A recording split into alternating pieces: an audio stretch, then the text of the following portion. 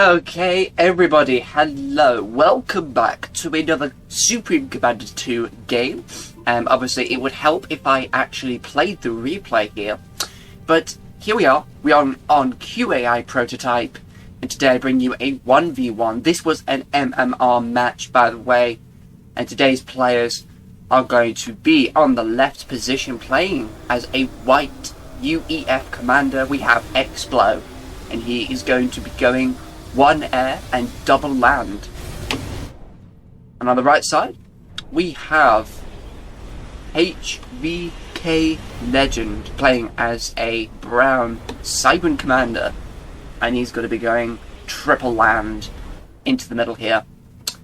So, about the one who has the better advantage here, I think Cybran could have a better advantage because they have obviously, if HVK is aggressive, he could try and go quick power detonate into the enemy base there.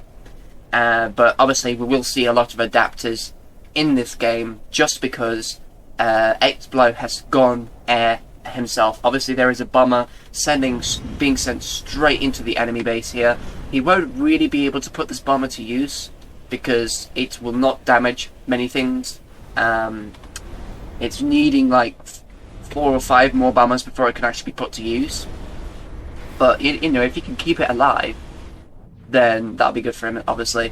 There are some loyalists out on the field as well. Oh, nice. Going to be sniping some ground units as well with those 2 air units. Those 2 black-eyed bombers. We've got an engineer coming from HVK as well. He's going to be getting a mass pad in the middle. And we have a 3rd land factory being built by xplo, and he's also going to be pushing out units into the middle here.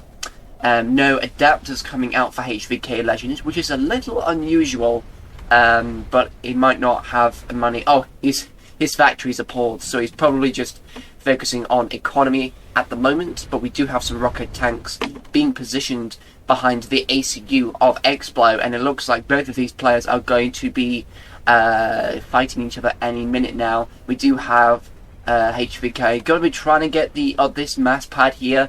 He has to hope that these black-eyed bombers don't actually kill the construction here, but it doesn't look like they will. They won't like swoop in and do some damage. And that's one loyalist going to be scouting. Obviously got destroyed. xplo won't be getting the mass. I don't know who's going to be getting that mass. I don't think either of them are yet. Here come the black-eyed bombers at it again. xplo's ACU going to be going forward as well. We've got HVKLegend going in. Oh my god, xplo, what are you doing, man? Oh, that's a lot of damage you've just taken there. Pretty much down to half health. That's a huge amount. HVK not taking any damage whatsoever.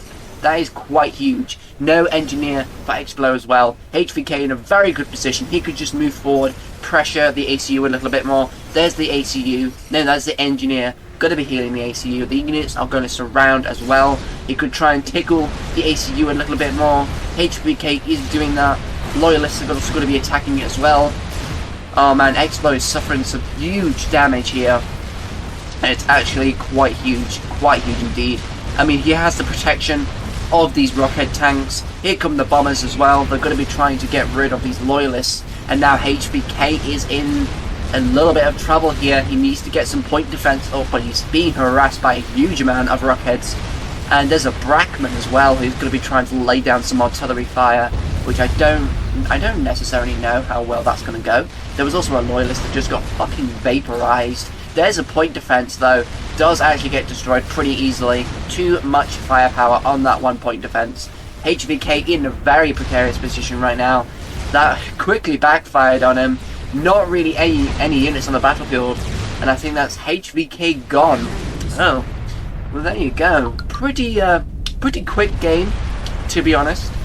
That was basically the fault of HVK. He didn't really have any units on the field, because obviously if he did, he would have lasted way longer. And it allowed xplo to quickly overpower his opponent. So that's quite unfortunate there. I don't know whether that was a little bit of an oversight because he thought he would have been able to at least keep him back or something.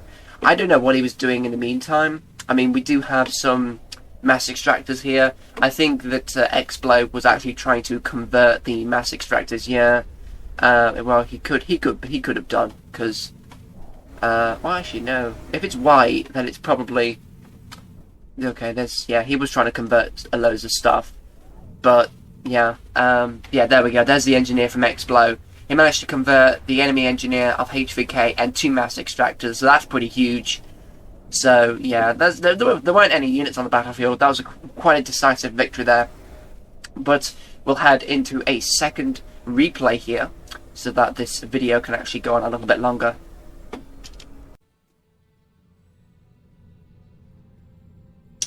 Okay, here we are back on Open Palms. And we have, obviously, another 1v1. This is, the replay name is Last Game, but obviously it's probably another MMR match. And today we have, in the bottom position, playing as a, is that a Cyan Aeon? Okay, I think that's a Cyan Aeon. We have Vanady, and he's going to be going double air opener. Not really an opener that I see very often, but obviously it's not silly, it's quite a viable opening strategy, especially on a map like this. And then we have, in the top position, we have a yellow UEF commander, and that's going to be SoulRipper, and he's going to be going for double land factory. He may even go triple land factory, and he's just building like mass and energy at the moment. And again, we have another Aeon v UEF. Now, like some possible strategies that both of these players will do. I'll start with SoulRipper. The game obviously could go on for quite a while. I see this game going on for like into the very late game, and SoulRipper could probably just go P Shields and Fat Boy, or he could go like a push with an ACU with some units, or he can even cheese it completely and go ACU 1k spam. Which I hope he doesn't do, because that's like that's a win condition in itself, and that's quite disgusting, to be honest. Speaking for Vanady, if I could speak, he obviously has flares and teleport as well. I don't know, are Aeon the ones that have flares? I may be mixing that up there, but I know he has teleport, which will definitely help him.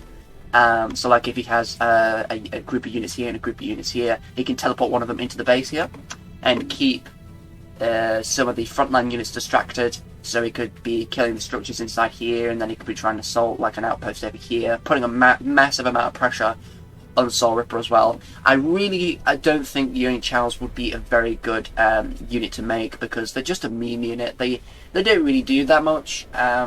They really...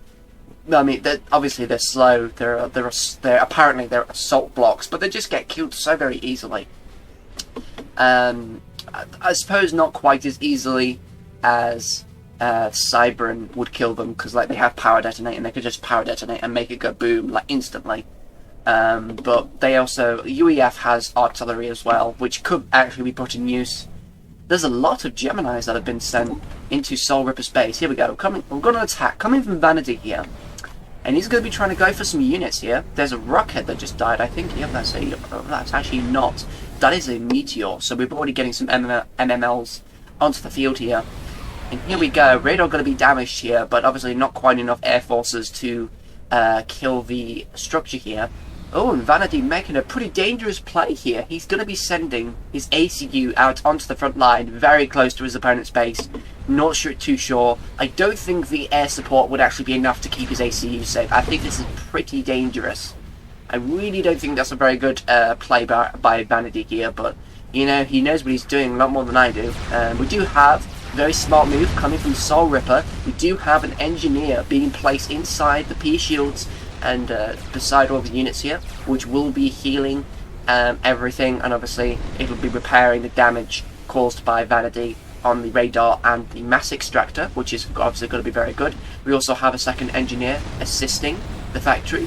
Oh, and a nice little convert here. Nice, a nice little steal coming from Vanady here. Obviously doesn't really go that well. We've got a UEF engineer going to be stealing that back again. Oh, there's an engineer as well here from Vanady on the other side of the map, and he's going to be trying to go for another radar and another mass extractor. Man, that is a little bit of a cheeky move. Unfortunately, this engineer will get obliterated. Doesn't actually manage to capture anything. But you know, the effort was commendable. I mean, he did actually manage to get something out of it. I don't know how valuable that capture was on this mass extractor, seeing as it was only for a few seconds, but I imagine he would have got a tiny bit of extra resources from that. I don't know if it would have helped him though. It's too tiny. I don't think so personally. But we do have a transition into land by Vanady here, and he's probably going to be putting out some Yenzus. I mean, if you wanted to really, he could put out some Shotjos as well. There's a Patouche out on the field as well. Couple of land point defense. Going to be firing on those units here, and it seems that SoulRipper is going to be going behind the base here, and it's going to be trying to exploit this little tiny area without any defenses. And oh man, yeah, he's definitely going to be doing some damage here. Ooh, going to be probably getting that airfield as well. Yep, he's going to be getting that air factory. Does actually also get an energy and a mass extractor. Gets a second mass extractor. That's quite a hefty bit of damage there. SoulRipper really ripping through, per se, so to speak, the base here. Meanwhile, in his base, SoulRipper has put all 3 land factories on hold. He's actually probably going to be building some gantries, I would assume. There's a research station he's getting, and also he should be getting this like little spot here, this expansion, and maybe this one down here. Although people like on this top position, they should. Well, not they should, but they generally tend to go for this position more. And we've got the Gemini bombers going overhead. There's not really much point going and damaging the ACU, but it will keep the enemy player on edge. There we go. He's going to be trying to get rid of that point defense, but I don't think he's going to be able to. Yeah, he's just going to be running away. Very unfortunate there. Not really able to kill it, but a little bit of damage on the ACU, but obviously it's not really that much. He does actually keep all the Gemini aircraft alive though, so maybe that is worth it. He will be scoring a kill on this mass extractor, it seems. And obviously we do have some AA batteries. They are called anarchists, I'm pretty sure. AA batteries coming up, and oh no, the Gemini shouldn't be flying back into the AA. That's a bad micro move there, losing a couple of fighters. That will give SoulRipper some extra mass there. And we'd have the, oh my god, that's a huge Shotja army. That's pretty big. And we do have also an expansion coming from Vanady to on the bottom right side of the map. Obviously there's 4 extractors, 4 mass extractors, and a land factory here. The engineer doing a lot of work here, trying to build up a decent sized expansion. I'm not sure where the ACU of Vanady is. I can't really see it. I think it's over, yeah, it's over here. Okay, fine. He was going to be building the other 2 buildings here, and maybe put down a TML. And here come a giant amount of units here. They might be shredded up by the Shotjas here. Yep, the P shields get obliterated. Shotja's very powerful, but oh, that missed micro going into the units like that does actually sacrifice a few of those Shotjas there. Not too many though. He's managing to keep up the firepower, pushing SoulRipper back a little bit. And we do have the ACU sucking up that delicious, yummy mass, that mass yo.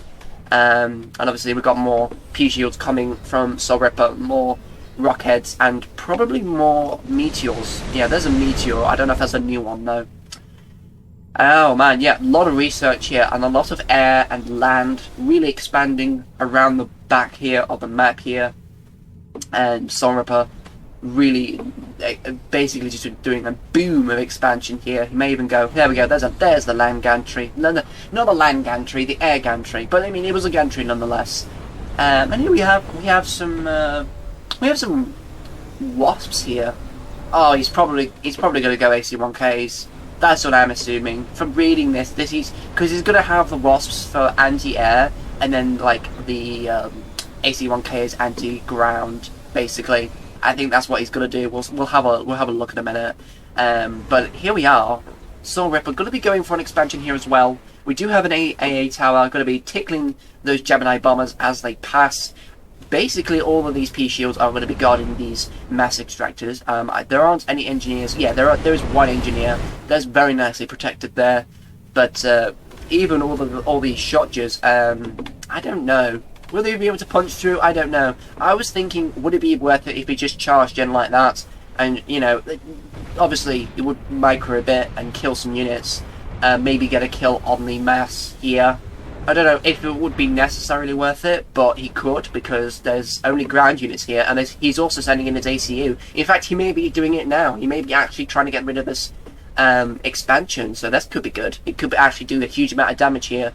We will see. We will see.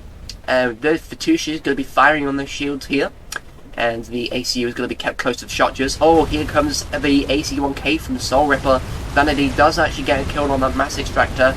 Oh man, this is dirty. I mean, look how beefy this AC-1K is.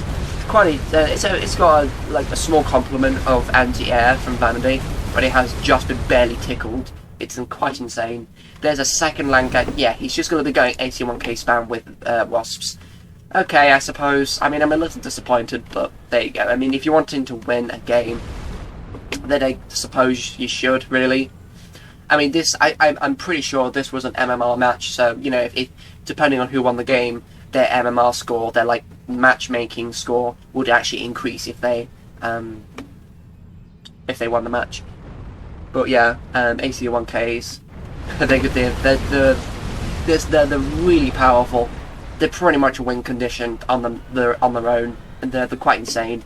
But we do have teleport from Vanady, so he could perhaps do something with that teleport, although I don't know what exactly. Because if he can't really go through this lane here on the right-hand side, because obviously of all these units and the AC-1Ks, he needs to protect the base, and he's got no units on the left side, which means that he can't exploit the lack of defenses in this area. I mean, if he had a small clump of units on the left side, he could do a huge amount of damage.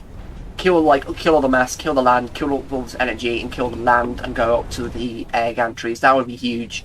But he only has this one clump of units on the right, and I think he's just going to keep it that way. Personally, I would try and put a couple of land factories and put the rally points over here, so that he could try and do a pincer maneuver. And not really a pincer maneuver, but like try and distract his opponent, get the attention away from this area here and put it back up towards his base, because if he can kill some structures, then that would slow SoulRipper down. But I honestly think that it's probably going to be a win for SoulRipper, because look at this, he's going to be having wasps and the AC-1Ks up on the field here, and he's going to be just raining down hell, to be honest. There's some Geminis, but it's not really going to be getting very close. And honestly, I don't think anti-air point defense would actually work that well, because AC-1Ks will just smash them. And they don't. Vanady does not have any anti-air at the moment, so you know, I don't think it'll be that worth it to just try and build some right now. There comes the teleport again. He has 6. You know, he has 7. I think 7 AC-1Ks. I think this is GG, to be honest. I think he's just gonna wreck this entire base. Look, there you go. Like, they are just a win condition. They're so beefy. I mean, of course they are an experimental, but holy shit.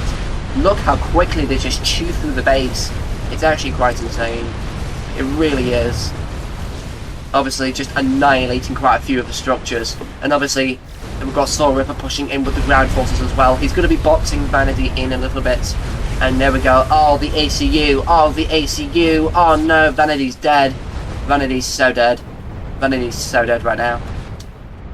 So that's quite unfortunate. I really think that Vanady should die. I don't know why the AC-1Ks aren't even focusing down the ACU. I mean, there's like no point just focusing on these units here. It's nothing. This is just nothing. We've got all these land units here as well. But I truly think that SoulRipper is the victor of this match.